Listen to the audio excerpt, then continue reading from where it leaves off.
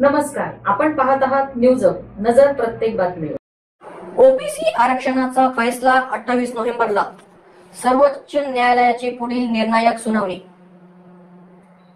News up Ahilyanagar.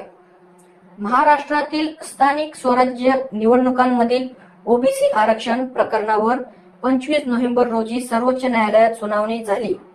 केंद्र सरकारने अतिरिक्त माहिती गोळा करण्यासाठी वेळ मागितल्याने न्यायालयाने पुढील सुनावणी 28 नोव्हेंबर दुपारी 12 वाजता ठेवली आहे। याचिकाकर्त्यांनी 50% आरक्षण मर्यादा ओलांडली जात असल्याचा मुद्दा मांडत विलंब हेतुपुरस्सर असल्याची शंका व्यक्त केली। निवडणूक आयोगानेही स्पष्ट निर्देशांशिवाय पुढील प्रक्रिया शक्य नसल्याचे सांगितले। सर्वोच्च न्यायालयाने सर्व पक्षांना आवश्यक कागदपत्रांसह पुढील सुनावणीसाठी उपस्थित राहण्याचे आदेश दिले आहे। अशाच विश्वासार्ह आणि अचूक बातम्यांसाठी न्यूज अप चॅनलला लाईक, शेअर आणि सबस्क्राईब करा।